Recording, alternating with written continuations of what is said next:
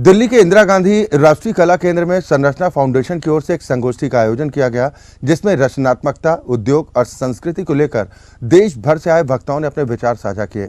इस संगोष्ठी में कला को एक इंडस्ट्री के तौर पर स्थापित करने को लेकर भी मंथन किया गया, जिसमें कलाकारों ने भी अपने विचार व्यक्त किए। दिल्ली के इंदिरा गांधी राष्ट्रीय कला केंद्र में संरचना फाउंडेशन की ओर से डिजिटल रचनात्मकता, उद्योग और संस्कृति विषय पर एक संगोष्ठी का आयोजन किया गया, जिसमें देश भर से आए प्रबुद्ध लोगों ने शिरकत की। कार्यक्रम में उपस्थित अतिथियों ने दीप प्रज्वलित किया और उसके पश्चात सभी को सम्मानित किया गया। कार्यक्रम में सबसे पहले डॉक्टर A.S. विनय सहस्त्रबुद्धे के वीडियो संदेश को चलाया गया, जिसमें उन्होंने रचनात्मक अर्थव्यवस्था को लेकर अपने विचार व्यक्त किए। कार्यक्रम को अलग अलग चरणों में बांटा गया।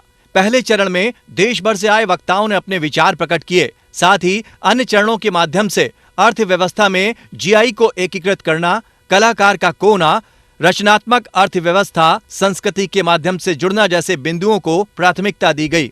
It's a very short presentation, just 6 or 7 slides, so I hope it won't be very boring. Since we are talking about breaking barriers and also integrating arts, let me take all of you back to about 30 years to a neighborhood where I grew up. It's located very close to one of the citadels of Delhi, Firozshah Kotla, and this is a place where I used to go to almost every day during my summer holidays. My mornings were spent there, and of course as a 10-year-old, I had very little idea about who Firozshah was, what he did, his public work endeavors and other things. But this structure, I kind of, I lived that structure through me in those years when I was growing up. वक्ताओं ने भारत की कला, संस्कृति और उद्योगों के वजूद को बनाए रखते हुए आपस में इसे कैसे संबद्ध किया जा सकता है जैसे तमाम बिंदुओं पर विचार साझा किए। प्रोफेसर सच्चिदानंद जोशी ने भारतीय परिदृश्य में रचनात्मक अर्थव्यवस्था को लेकर अपनी बात रखी। Working in the field of culture and cultural management for quite some time here in Delhi, I realized that culture has been the most misinterpreted term in the present context, as far as India is concerned. इस symposium का एक बड़ा कारण है भारत की उस creativity potential को समझना जो इस देश की विरासत रही है।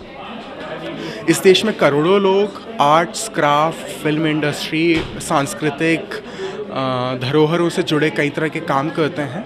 उनके लिए उनके कामों की, उनकी स्थिति की, उनकी सामाजिक स्थिति की एक ओवरऑल अंडरस्टैंडिंग। कार्यक्रम में आए जम्मू और कश्मीर शिक्षा बोर्ड के अध्यक्ष डॉक्टर परीक्षत मनहास ने भी इस रचनात्मक पहल का स्वागत किया और अपने विचार रखे। आने वाली जनरेशन या यंगस्टर्स आजकल के ज़माने में डिजिटलाइजेशन की तरफ जा रहे हैं, इनोवेटिव माइंडसेट्स हैं उनके, तो नई नई चीज़ों के बारे में सोचते हैं। तो इन सबको मिला के किस तरह से हम यूज़ कर सकते हैं कि आधुनिकता भी रहे पर हमारा कल्चर भी प्रिजर्व हो, हमारे आर्टिफैक्ट्स भी प्रिजर्व हो, हमारी जो हेरिटेज है वो भी प्रिजर्व हो, और जो हमारा एक बेसिकली इंडियन इथॉस है वो सारा प्रिजर्व हो। उसकी तरफ हम इस ऑर्गेनाइजेशन या इस वर्कशॉप या इस सिंपोजियम का उसकी तरफ काफ़ी ध्यान जागृत करना और डिफरेंट एक्सपर्ट्स को सामने लाके उसके ऊपर डिस्कशंस करना ही उनका व्यू था। जम्मू कश्मीर कल्चर 2023 हुआ, इसकी तैयारी हम पिछले 1 साल से कर रहे थे। इस कार्यक्रम के साथ हम लोग हमारा जो ट्रेडिशनल आर्ट है, क्राफ्ट है, कल्चर है, उसको हम नई दुनिया को, नए लोगों को कैसे समझा पाएँ, इसकी एक कोशिश है। इस मंच से संगीत एवं कला के क्षेत्र में काम कर रहे लोगों ने भी अपने मन की बात कही। न्यू कमर्स को अपॉर्चुनिटी मिलेगी और वो परफॉर्म करेंगे और आर्ट बढ़ेगी। आर्ट एक बहुत ब्यूटीफुल, बहुत सुंदर चीज़ है जो अगर आपने करना शुरू कर दिया तो उससे प्यारा कुछ नहीं है। दैट कैन मेक सुकून, it can make people smile. A large bulk of musicians, performers and dancers who are hidden deep inside rural and folk locations actually learn like this, and there is no language to explain what happens in their art. पूरे भारत में कलाकारों और रचनाकारों का career रुक सा गया था और उनकी आय घटती चली गई थी। यही वजह है कि पारंपरिक प्रथाओं की निरंतरता और शास्त्रीय कला रूपों के संरक्षण को सुनिश्चित करने के लिए उनके प्रचार और दीर्घकालिक स्थिरता की ओर गंभीरता से ध्यान दिया जा रहा है, जिसका एक बड़ा उदाहरण शुक्रवार को हुई ये संगोष्ठी रही।